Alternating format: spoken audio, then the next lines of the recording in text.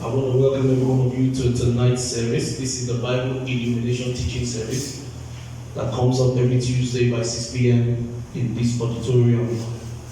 And we started the service some weeks back for like close to a month or slightly more than that. Started the service on fornication and adultery. And I started by introducing to us a part of that series, and that is on fornication, because it's a 2-in-1 series in which we're going to be talking about fornication and also adultery. So it's a dual series of teaching. And we started by talking about fornication, and I introduced the concept of fornication to us that it is what? It is an act, a sexual act between two people that are not married. The sexual intercourse, the sexual activity between two people that are not married. So fornication is actually a sexual indulgement or a sexual engagement between two people that are not husband and wife. So when people that are not husband and wife or that are not married are having sex, that's what we call fornication.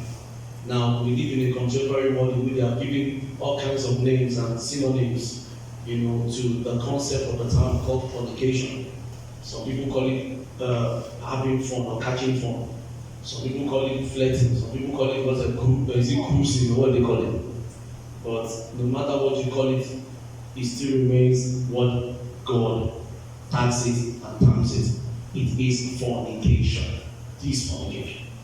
And I also went further to disclose to us some of the causes of fornication. And I told us, I said one of the things that cause people to fornicate is the nature of their hearts. Amen? The nature of their what? Yes. The nature of their hearts. When your heart is in a particular state or in a particular disposition or composure, then there's a possibility and a high chance of you being a fornicator. And the heart itself, or the state of the heart, is determined by what we are exposed to, or what the heart is exposed to. The Bible says, guard your heart with all diligence, for out of it comes the issues of life. Guard your heart, guard your heart, guard your heart. Amen? You guard your heart. What does it really mean to guard? To guard simply means to protect. To do what? Protect. To protect, to cover, to keep from decadence or corruption. That is the meaning of what? Of one guarding his or her heart.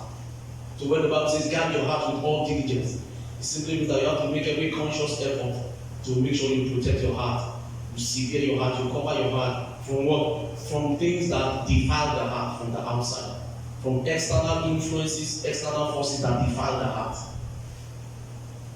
And one major thing defiles the heart or corrupts the heart, and that is what the eyes see.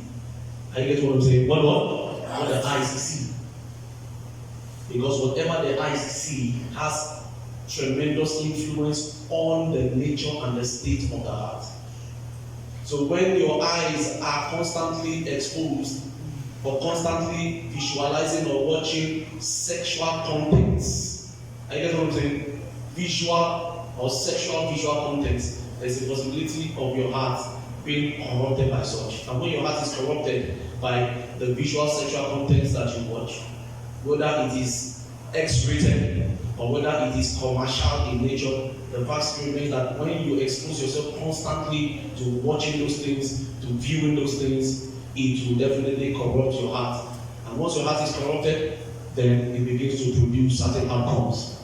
And one of the outcomes is that we begin to exhibit and express sexual tendencies, inordinate sexual tendencies. Which one of them is fornication? So fornication itself is from the heart. Amen? Fornication itself springs from the heart. But nothing ever comes out of the heart until the heart is subjected to external influences that actually configure the heart to start producing such behaviors or such conducts. I get what I'm saying, everyone. Like, for instance, when somebody is constantly watching violent movies, you know what it does? Some things that you're watching go to the heart. And as a result of those things going into the heart, ignorantly or deliberately, you start becoming violent. I get what I'm saying? You start becoming what? Violent. You don't need to learn how to be violent. All you need to do is to expose your heart to violent things by watching violent visuals, violent scenes, violent movies, violent visual contents. It's just a matter of time you start behaving violently. Start behaving violently. So the nature of the heart actually determines how people behave. And fornication is an act. Fornication is a behavior. Fornication is a conduct.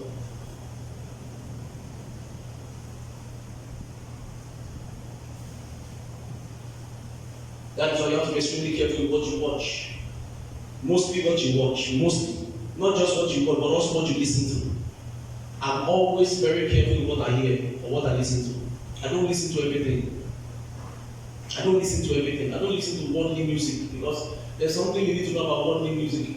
It may sound nice, it may sound alluring, it may sound mellifluous, it may sound melodious. Hello? And one thing I have discovered about worldly music or secular music is that their instrumentals are far better than gospel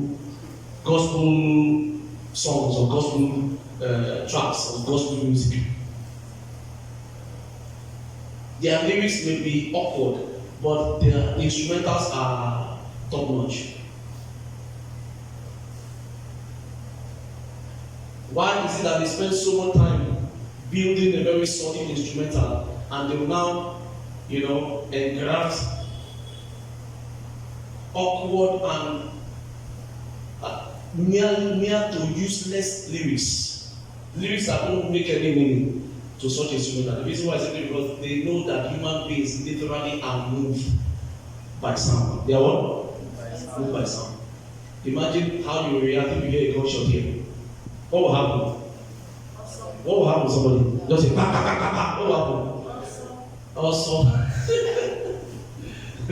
I know some people take off without being told, they will just take off. That's because we are beings that react to sound. Spiritually, physically, emotionally, psychologically, you react to sound. No matter how angry you are, no matter how furious and how enraged you are as a result of somebody's misbehavior. Once the person tells you, I am sorry, and you hear I'm sorry, or maybe you hear multiple times, what will happen? Your rage reduces. That also, your anger diminishes right on the spot. I'll tell you how powerful what we hear is. Very, very powerful. It has a way of influencing our behavior. That's a way of determining our reactions.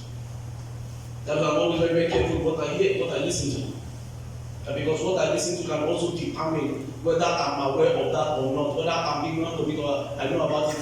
It can actually determine my behavior, my conduct. It can actually determine how I behave over time. That's why you have to also be careful what you listen to. Like when you are listening to secular songs, or let me call it worldly songs, the way it is, you are listening to worldly songs, and you are habitually, and constantly listening to worldly songs. It's just a matter of time you start behaving like the people that sing those songs. Are you getting what I'm saying? Yes, you start absorbing and adopting their conducts. Yes, sir. And one major quality or attribute of all these worldly singers is that they are very immoral. They are very what? Immoral. They are all immoral people. Mention any secular artist that you know. Mention like 7 at least. They are all immoral. They have one thing in common. They are all immoral people. So when you are listening to them, you are listening to them constantly, consistently, habitually. It's just a matter of time. You start becoming immoral without you knowing. You start becoming a fornicator without you knowing.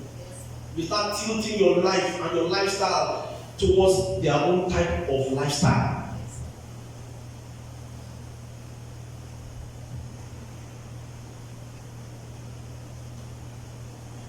That is why I always censor whatever I listen to.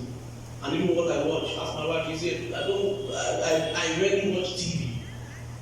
And even when I want to watch TV, maybe news, but most of the time, fake TV or Dove TV, owned by a Redeemed Christian Church. I always like watching men of God, women of God. And if I don't have the opportunity of being in the living room to do that, I have my phone with me. I go on YouTube and I watch messages. I watch pastors, teachers, proven, tested, and trusted teachers of God's word. People like Fornication, people like Bishop Oyedepo, people like Pastor Adeboye, Apostle Aaron Osai, Joshua Selman and the rest of them. David Ibiume, watch. Because whatever you watch is what you become. Yes, sir. Whatever you watch is what you want, what you become. When you are watching people that are violent, you become violent. When you are watching people that are immoral, you become immoral.